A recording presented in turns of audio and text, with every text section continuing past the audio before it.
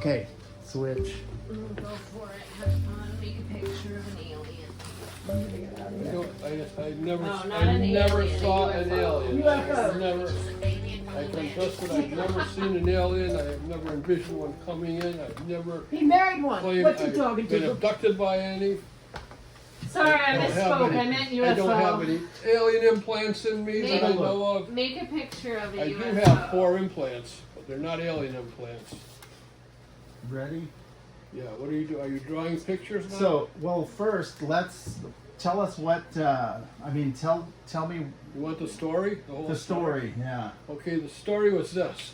Maybe. My can older you- brother Jack, who was 3.5 years older than me at that time, this occurred on June of 1967. It was a perfectly clear, cloudless night. Not a cloud in the sky anywhere. Around 9 p.m. in the evening, we come back from a fishing trip, and we were in the driveway of my mother's house in South Hadley. And we looked up, and one of us said to the other, I don't know which one or which order it was, "Do you see what I see?" To what the bottom of the craft was. All right, see this plate? It wasn't exactly like that. It looked like it almost had bumps around the edges, but it was tapered on the end. It looked very, very much like a saucer. It looks very saucer-like.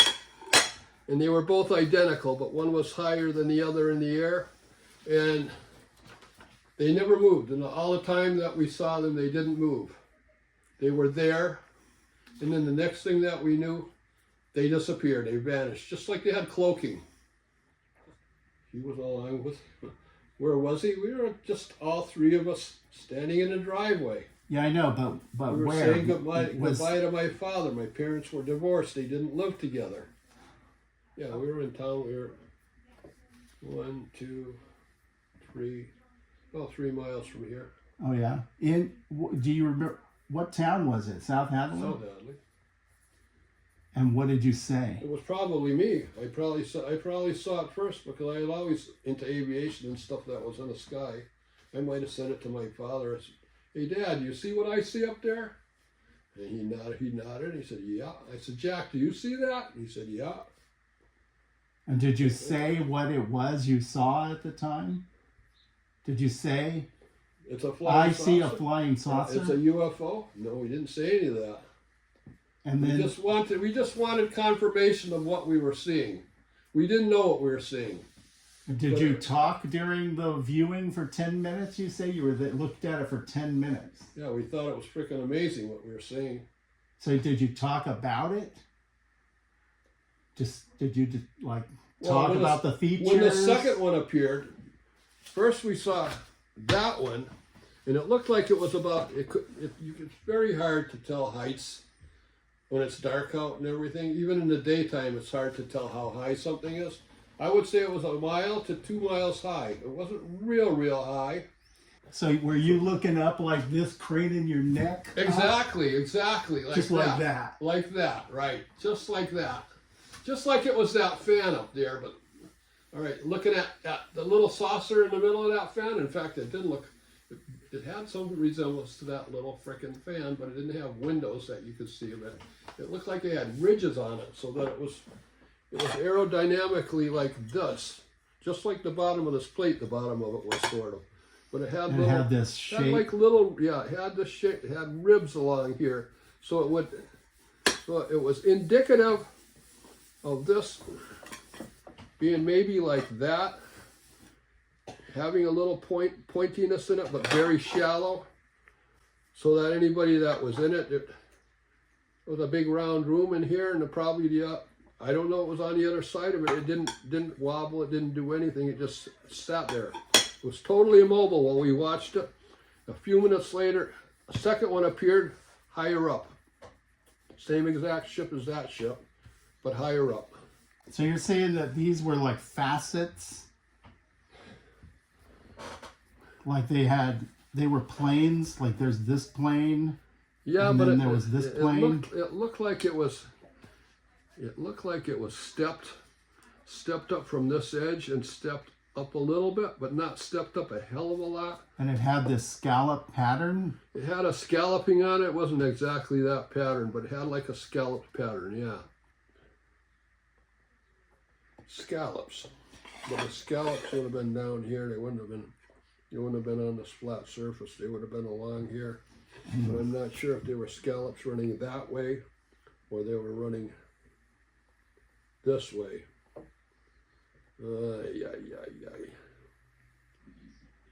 They look like they were part of the aerodynamic design. Let's put it that way. They weren't doors, they weren't protuberance, they were bumps, maybe. That's the best way to put it. They were like bumps.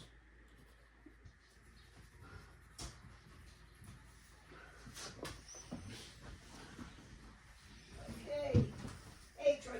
That's pretty good. I like that, David. That's Is very that ringing a bell? good. All right, if you recall, these kind of come to a point in the middle. They look good though. You Right here? You did a good job.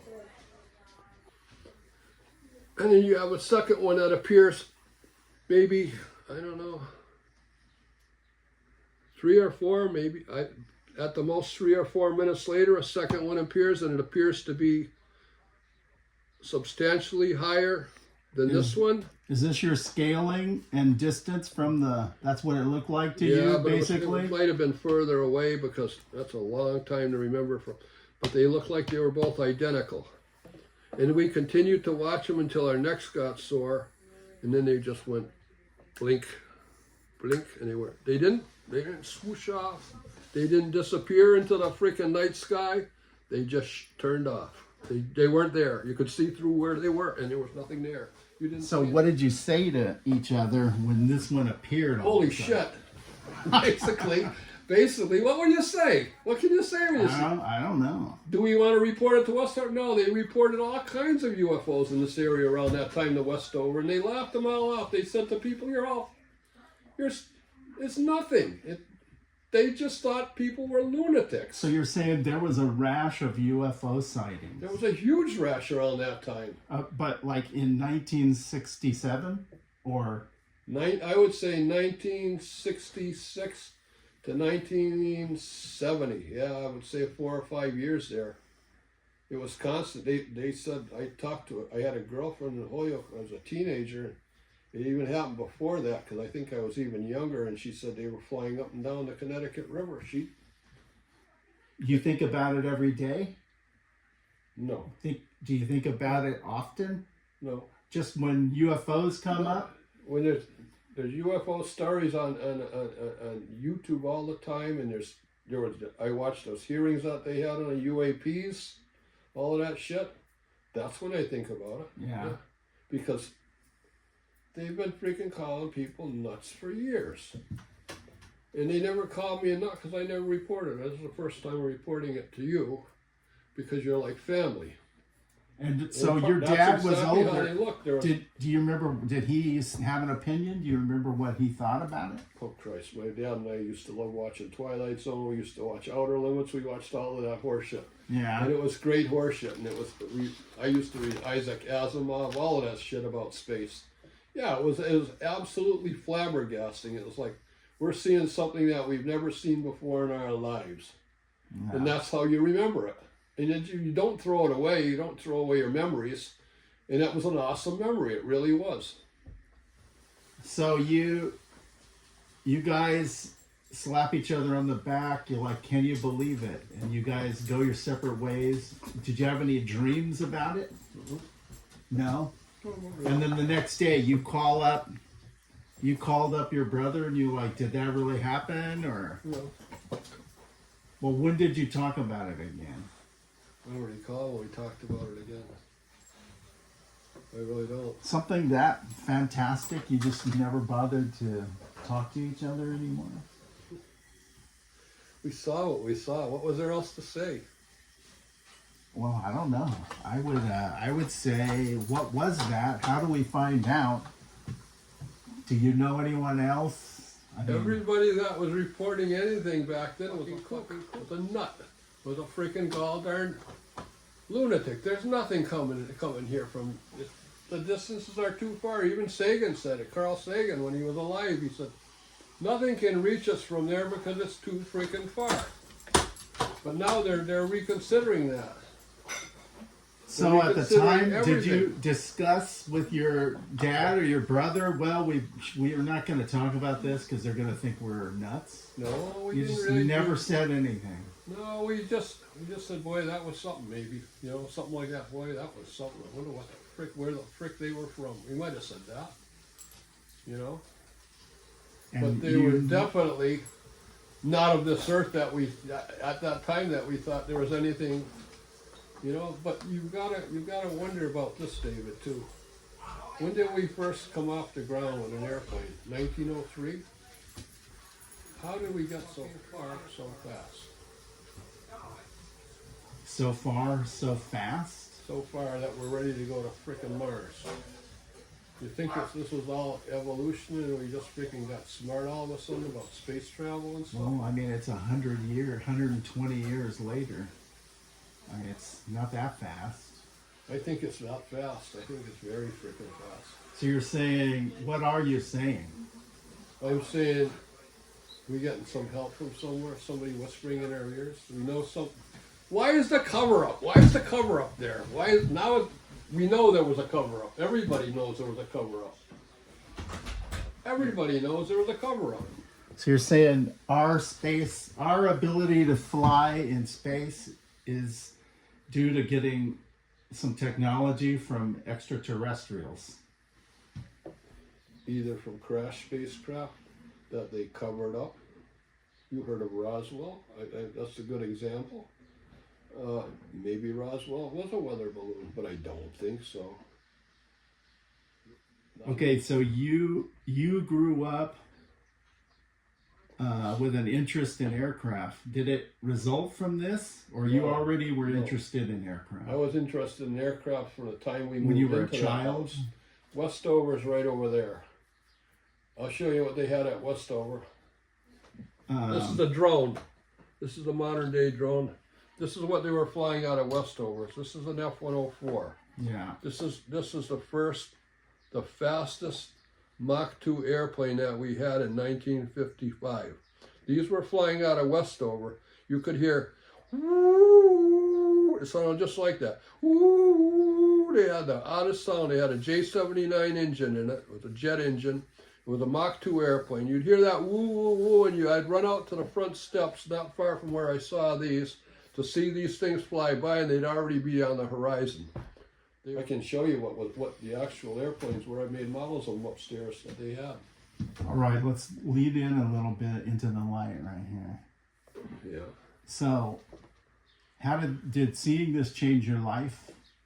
Did it change your outlook on the world or anything? How did seeing this impact your life? Just that it was an awesome experience.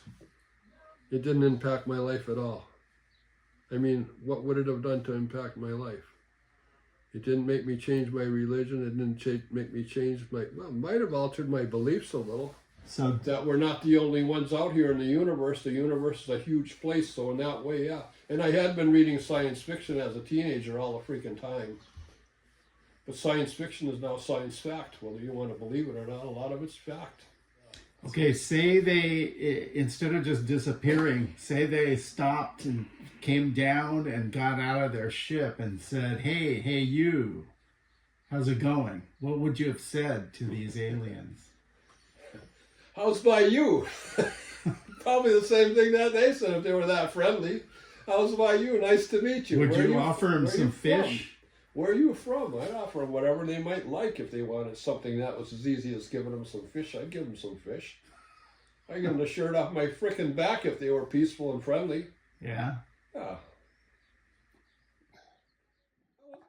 This was Douglas MacArthur's aircraft, personal airplane.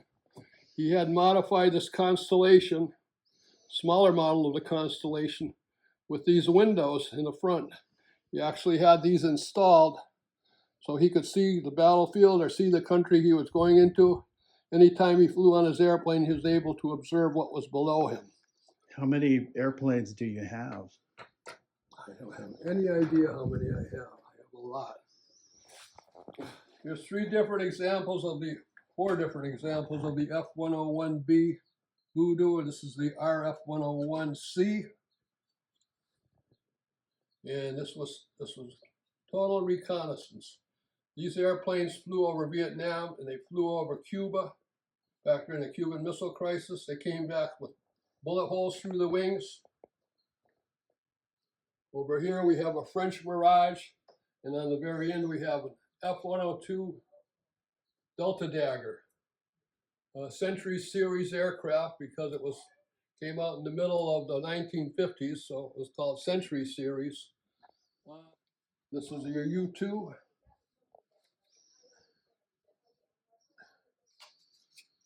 And this flew high reconnaissance missions over Russia.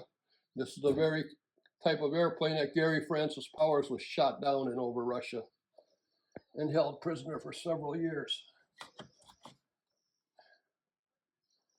This is one of my favorites.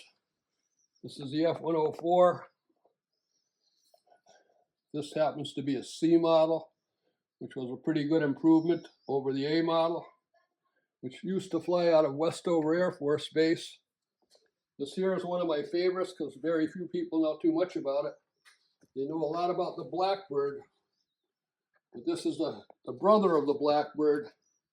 This is the fighter version of the Blackbird, which is known as the YF-12A, and they actually used these to intercept Blackbirds because they were faster.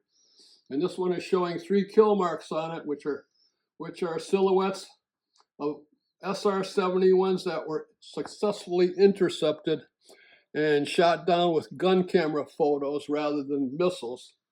But they got out there so quick. This was a Mach 3 airplane, and they were actually a little faster than the SR-71.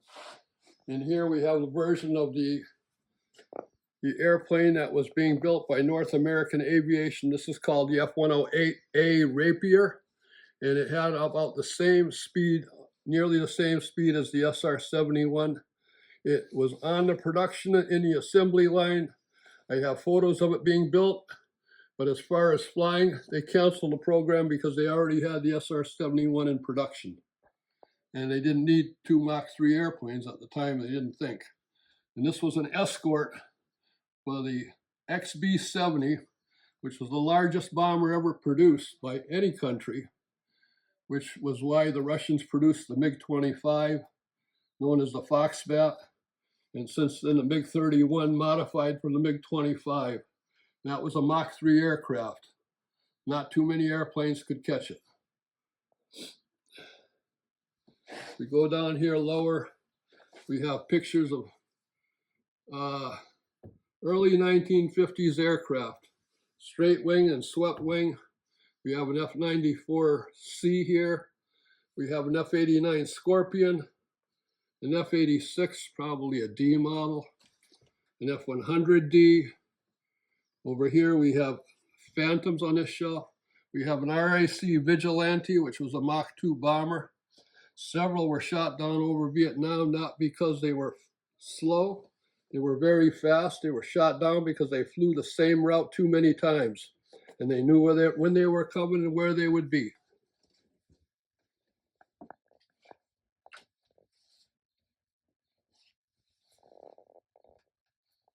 This is my version of a stealthy F-108A Rapier with wings that fold up and down on the back, with shielding for the exhaust on the engine so that it's stealthy, with a modern day camouflage paint job. And I built it for the Navy to be one of the largest aircraft that would fly off of a carrier, similar in size to the North American RA-5C.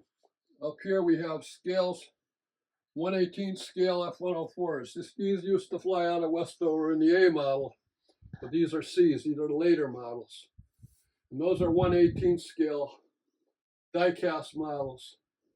And you can still purchase them once in a while. You can find them on eBay for about $250, $300 if you're lucky. Over here we have old smoke. It used to fly over in Vietnam, totally jungle camouflage. Same model airplane, F-104C. Here we have an F-86. I think it might be an F model. And it was called Puff the Magic Dragon, and it was illustrated. It was called the Huff. Actually, it wasn't Puff the Magic, but it was the Huff. And it had an air intake on the front, it had a turbojet engine on the back, saw a lot of service in Korea, had a 10-to-1 kill ratio over the MiG. Quite an impressive little airplane. Used to fly them out here in Westfield at Barnes Airport back in the early 60s. This was a strange house. Took a lot of modifying to make it livable. Like I say, they're pretty steep. There's my other love right there. Trout fishing.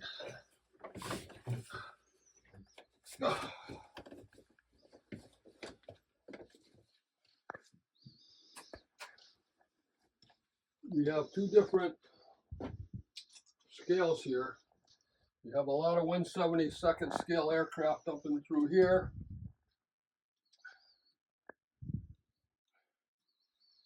These are all 1950s, 60s, early 70s aircraft. That's when they flew. Right here, we have it, yeah. We have the latest iteration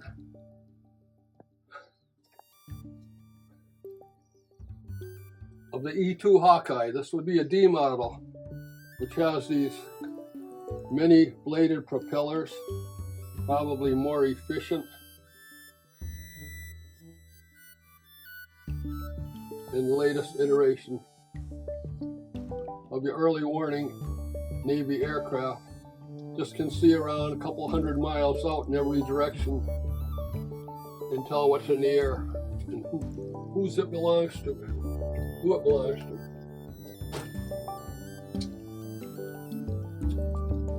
All these airplanes that you see in front of me, all of these down here just below the shelf, all of those over there are all one scale. They're all about 1/200 scale.